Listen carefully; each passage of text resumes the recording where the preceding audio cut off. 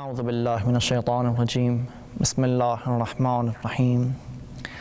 الحمد للہ رب العالمین وصلی اللہ علی سیدنا محمد وآلہ الطاہرین۔ بی بی فاطمہ معصومہ قم سلام اللہ علیہا کے حرم مطہر سے آپ سب کی خدمت میں شرف حضور حاصل کیا ہے اور انشاءاللہ آپ سب کی خدمت آپ سب کی طرف سے نائب الزیارہ قرار پائیں گے۔ جب کبھی ہم ان مقدس ذوات ہستی کی خدمت میں شرف یاب ہوئے اور شرف حضور حاصل کرنے کی توفیق حاصل ہو ہمیں، تو ایک عظیم زیارت کا مجموعہ جس میں مکمل امامت اور ولایت کا ایک فضائل کا خزانہ موجود ہے اور جس میں امامت اور ولایت کی مکمل طور پر پہچان کروائی جا رہی ہے، جس حد تک ہمارے ظرفیت ہے، ہماری وسعت ہے، اس کے ذریعے ہم اس زیارت نامے کے ذریعے ہم امامت اور ولایت کے مقام کو جان سکتے ہیں، وہ ہے زیارت جامع کبیرہ۔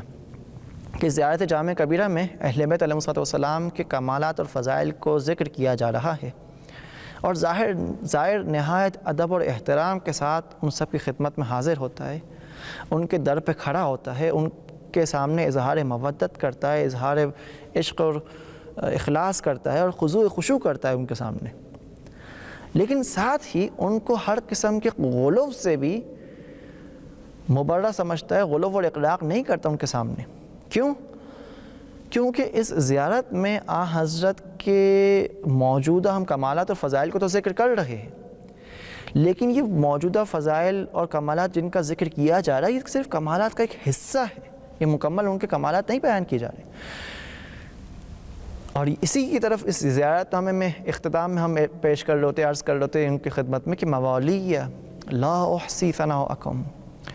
ولا ابلغ من المدح کنحکم ومن الوصف قدرکم وکنتم نور الاخیار وہداۃ الابرار وحجج الجبار۔ کہ ہمارے مولا، اے ہمارا آقا، ہم آپ کے فضائل ذکر کر رہے ہیں، لیکن یہ زیارت نامہ ختم ہو رہا ہے، ہم ختم ہو رہے ہیں، زیارت نامہ ختم ہو رہا ہے، آپ کے فضائل ختم نہیں ہو رہے۔ آپ کے فضائل لامحدود فضائل ہیں، لامحدود کمالات کے مالک ہیں آپ۔ اور غلو کرنا یعنی کیا؟ غلو کرنا یہ کہ ان کا جو مقام عبودیت ہے ان کی تعریف و تمجید کرتے ہوئے اتنا بلند و بالا چلے جانا، اتنا آگے بڑھ جانا، لمٹ کراس کر جانا اور ان کو مقام الوہیت تک بلند کر دینا۔ نہیں ہے وہ مقام الوہیت پہ، وہ الہ نہیں ہے، وہ خدا نہیں ہے، وہ اس مقام الوہیت پر فائز نہیں ہے، تمام تر کمالات ہے لیکن مقام الوہیت نہیں ہے۔ مولا امیر المومنین کا یہی ارشاد کہ ہمیں عبودیت سے خارج کر کے ربوبیت تک نہ پہنچاؤ، باقی جو بھی کمال ہماری طرف نسبت دینا چاہو نسبت دے سکتے ہو۔ لا تتجاوزوا بنا العبودیہ ثم قولوا ما شئتم ولن تبلغوا وإیاکم والغلو کیا غلو النصارى فإنی بریء من الغالین۔ کہ مولا فرما رہے کہ میں غالیوں سے دوری پناہ مانگتا ہوں کہ غالی وہ قوم ہے جو مجھ سے دور ہے، میں غالیوں میں سے نہیں، غالی مجھ سے نہیں ہے۔ تو لہٰذا اس زیارت کی خاص خصوصیت یہ ہے کہ زائر اس زیارت کو خدائی ذکر کے ساتھ شروع کرتا ہے، 100 مرتبہ اللہ اکبر کی تسبیح کرنے کے بعد پھر اس زیارت نامے کو شروع کرتا ہے زائر۔ تو سب سے پہلے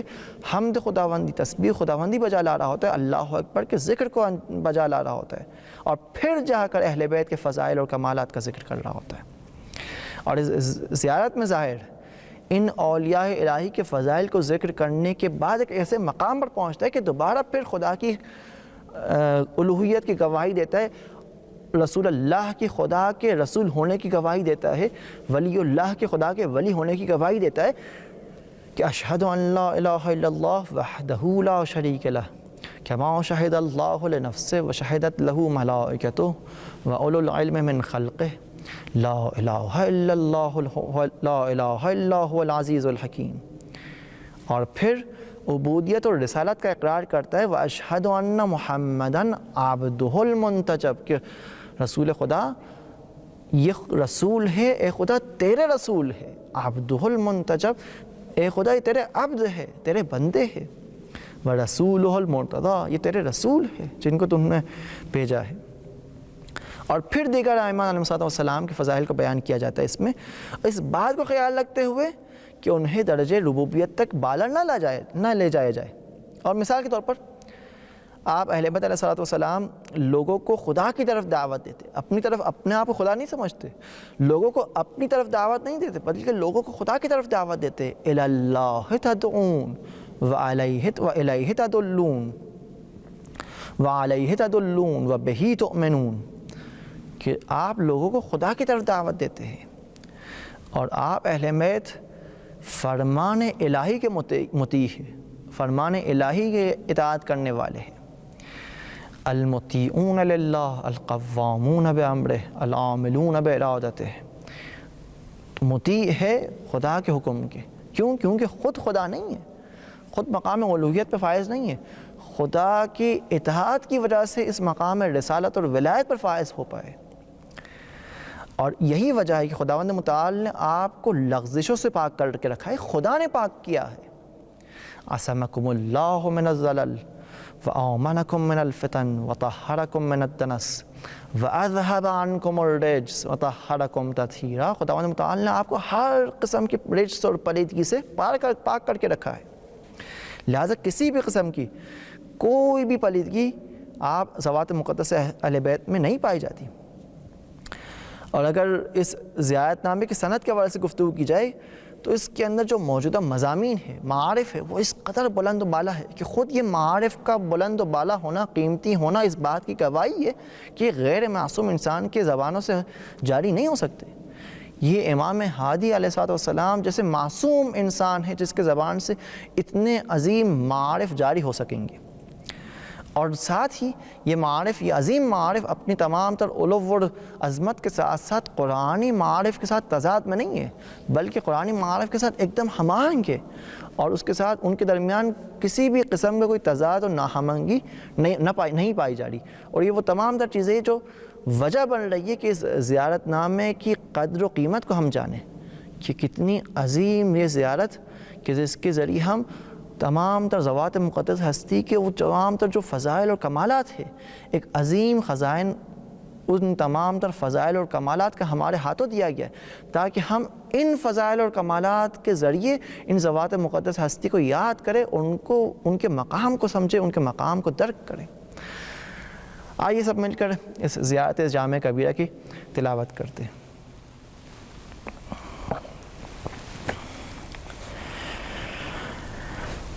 بسم اللہ الرحمن الرحیم۔ السلام علیکم یا اہل بیت النبوہ وموضع الرسالہ ومختلف الملائکہ ومہبط الوحی ومعادن الرحمہ وخزان العلم ومنتهى الحلم وأصول الكرم وقادة الأمم وأولياء النعم وعناصر الأبرار ودائم الأخيار وساسة العباد وأركان البلاد وأبواب الإيمان وأمناء الرحمن وصلالة النبيين وصفوة المرسلين وعترة خيرة رب العالمين ورحمة الله وبركاته. السلام على أئمة الهدى ومصابيح الدجى وأعلام التقى وذوي النهى وأولي الحجى وكهف الورى وورثة الأنبياء والمثل الأعلى والدعوة الحسنى وحجج الله على أهل الدنيا والآخرة والأولى ورحمة الله وبركاته. السلام على محال معرفة الله ومساكن بركة الله ومعادن حكمة الله وحفظة سر الله وحملة كتاب الله وأوصياء نبي الله وذرية رسول الله صلى الله عليه وآله ورحمة الله وبركاته. السلام على الدعاة إلى الله والأدلاء على مرضاة الله والمستقرين في أمر الله والتامين في محبة الله والمخلصين في توحيد الله والمظهرين لأمر الله ونهيه وعباده المكرمين الذين لا يسبقونه بالقول وهم بأمره يعملون ورحمة الله وبركاته. السلام على الأئمة الدعاة والقادة الهداة والسادة الولاة والذادة الهمات وأهل الذكر وأولي الأمر وبقية الله وخيانته وحزبه وعيبة علمه وحجته وصراطه ونوره وبرهانه ورحمة الله وبركاته. أشهد أن لا إله إلا الله وحده لا شريك له كما شهد الله لنفسه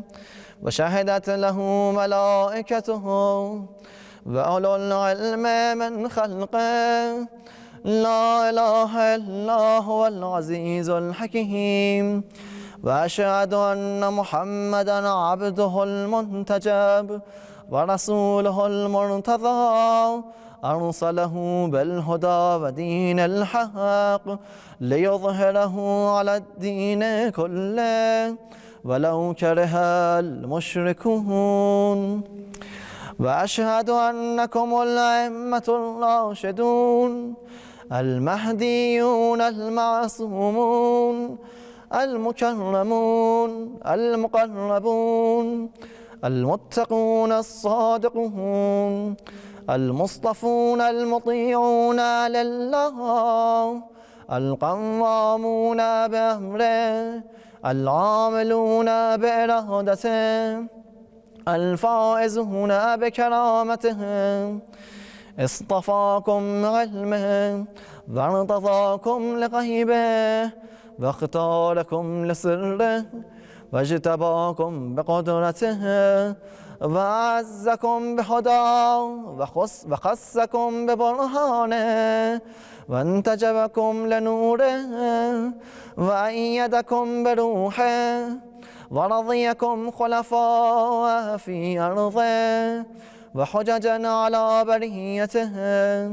وأنصارا لدينه وحفظة لسره وخزنة لعلمه ومستودعا لحكمته وتراجمة لوحيه وأركانا لتوحيده وشهداء على خلقه وعلاما لعباده ومنارا في بلاده وأدلا على صراطه. عصمكم الله من الزلل وآمنكم من الفتن وطهركم من الدنس وأذهب عنكم الرجس وطهركم تطهيرا. فعظمتم جلاله وأكبرتم شأنه ومجدتم كرمه وأدمتم ذكره وبكتم ميثاقه وأحكمتم مقدطاته ونصحتم له في السر والعلانية ودعوتم إلى سبيله بالحكمة والموعظة الحسنة وبذلتم أنفسكم في مرضاته وصبرتم على ما أصابكم في جنبه وأقمتم الصلاة وآتيتم الزكاة وأمرتم بالمعروف ونهيتم عن المنكر وجاهدتم في الله حق جهاده حتى أعلنتم دعوتها وبينتم فرائزها وأقمتم حدودها ونشرتم شرائع أحكامه وسننتم سنتها وسرتم في ذلك منه إلى الرضا وسلمتم له القضاء وصدقتم من رسله من مضى فالراغب عنكم مارق واللازم لكم لاحق والمقصر في حقكم زاهق والحق معكم وفيكم ومنكم وإليكم وأنتم أهله ومعدنه وميراث النبوة عندكم وإياب الخلق إليكم وحسابهم عليكم وفصل الخطاب عندكم وآيات الله لديكم وعزائمه فيكم ونوره وبرهانه عندكم وأمره إليكم من والاكم فقد والى الله ومن عاداكم فقد عادى الله ومن أحبكم فقد أحب الله ومن أبغضكم فقد أبغض الله ومن اعتصم بكم فقد اعتصم بالله أنتم الصراط الأقوم وشهداء دار الفناء وشفاء دار البقاء والرحمة الموصولة والآية المخزونة والأمانة المحفوظة والباب المبتلى به الناس من أتاكم نجا ومن لم يأتكم هلك إلى الله تدعون وعليه تدلون وبه تؤمنون وله تسلمون وبأمره تعملون وإلى سبيله ترشدون وبقوله تحكمون سعد من والاكم وهلك من عاداكم وخاب من جحدكم وضل من فارقكم وفاز من تمسك بكم وأمن من لجأ إليكم وسلم من صدقكم وهدي من اعتصم بكم من اتبعكم فالجنة مأواه ومن خالفكم فالنار مثواه ومن جحدكم كافر ومن حاربكم مشرك ومن رد عليكم في أسفل درك من الجحيم أشهد أن هذا سابق لكم فيما مضى وجار لكم فيما بقي وأن أرواحكم ونوركم وطينتكم واحدة طابت وتهرت بعضها من بعض خلقكم الله أنوارا فجعلكم بعرشه محدقين حتى من علينا بكم فجعلكم في بيوت أذن الله أن ترفع ويذكر فيها اسمه وجعل صلاتنا عليكم وما خصنا به من ولايتكم طيبا لخلقنا وطهارة لأنفسنا وتزكية لنا وكفارة لذنوبنا فكنا عنده مسلمين بفضلكم ومعروفين بتصديقنا إياكم فبلغ الله بكم أشرف محل المكرمين وأعلى منازل المقربين وأرفع درجات المرسلين حيث لا يلحقه لاحق ولا يفوقه فائق ولا يسبقه سابق ولا يطمع في إدراكه طامع، حتى لا يبقى ملك مقرب ولا نبي مرسل ولا صديق ولا شهيد ولا عالم ولا جاهل ولا دني ولا فاضل ولا مؤمن صالح ولا فاجر طالح ولا جبار عنيد ولا شيطان مريد ولا خلق فيما بين ذلك شهيد، إلا عرفهم جلالة أمركم وعظم خطركم وكبر شأنكم وتمام نوركم وصدق مقاعدكم وثبات مقامكم وشرف محلكم ومنزلتكم عنده وكرامتكم عليه وخاصتكم لديه وقرب منزلتكم من بأبي أنتم وأمي وأهلي ومالي وأسرتي. أشهد الله وأشهدكم أني مؤمن بكم وبما آمنتم به، كافر بعدوكم وبما كفرتم به،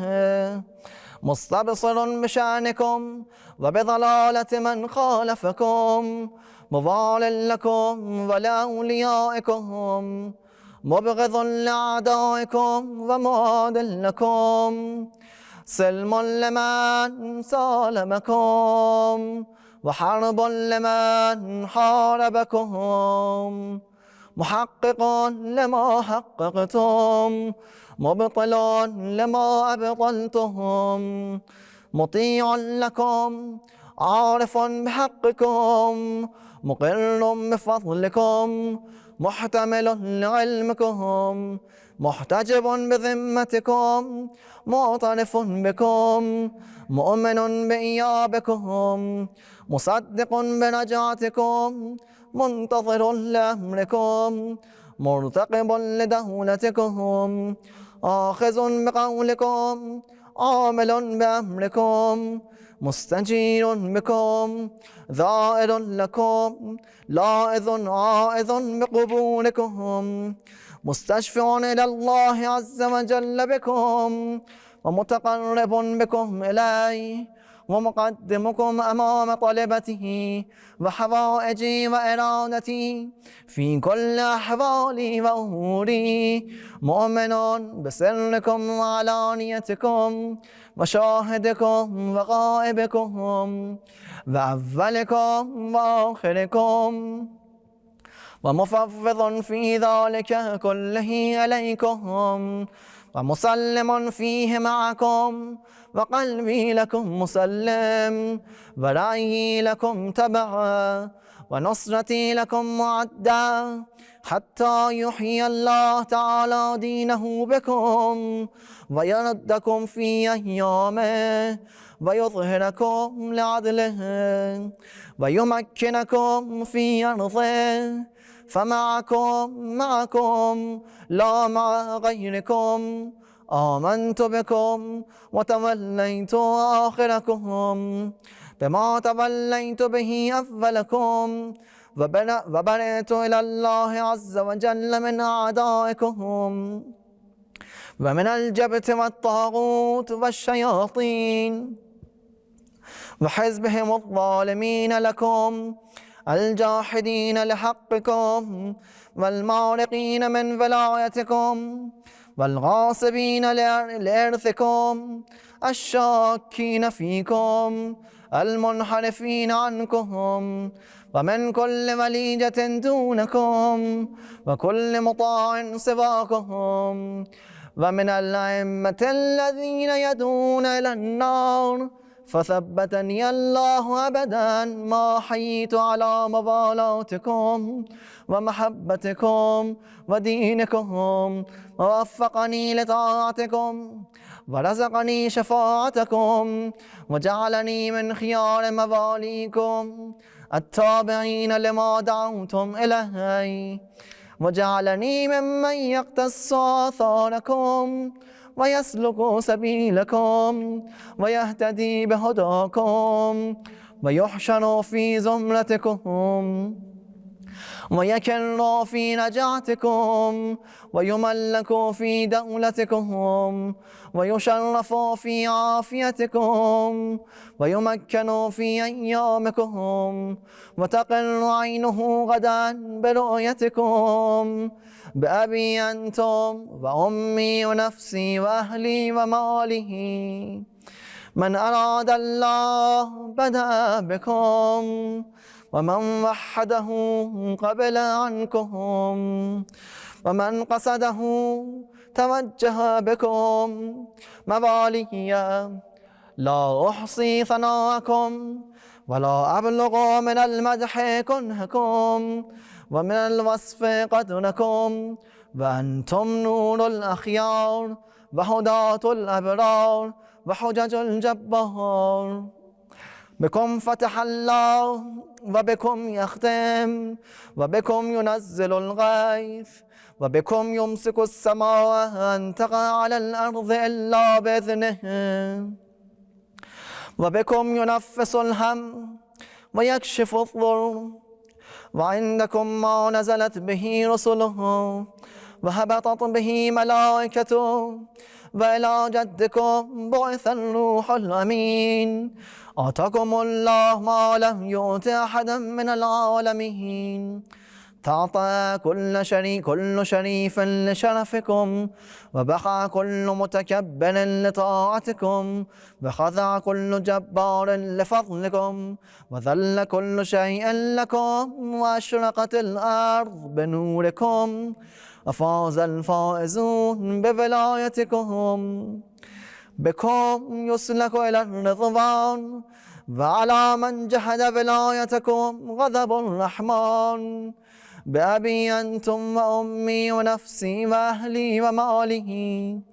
ذكركم في الذاكرين، وأسماءكم في الأسماء، وأجسادكم في الأجساد، وأرواحكم في الأرواح، وأنفسكم في النفوس، وآثاركم في الآثار، وقبوركم في القبور. فما أحلى أسماءكم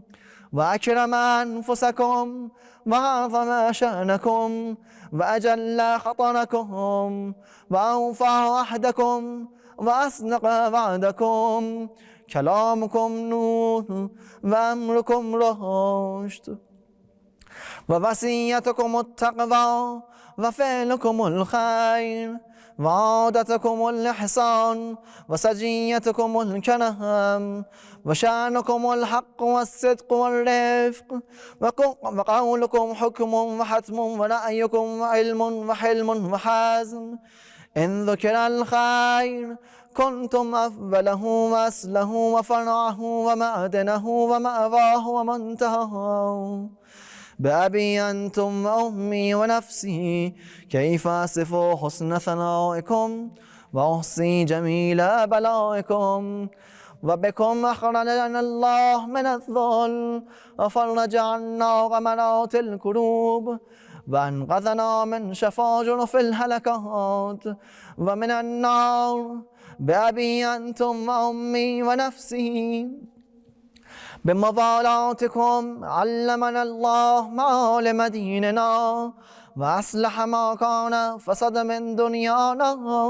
وبمضالاتكم تمت الكلمة وعظمت النعمة وأتلفت الفرقة. وبمضالاتكم تقبل الطاعة المفترضة، ولكم المودة الواجبة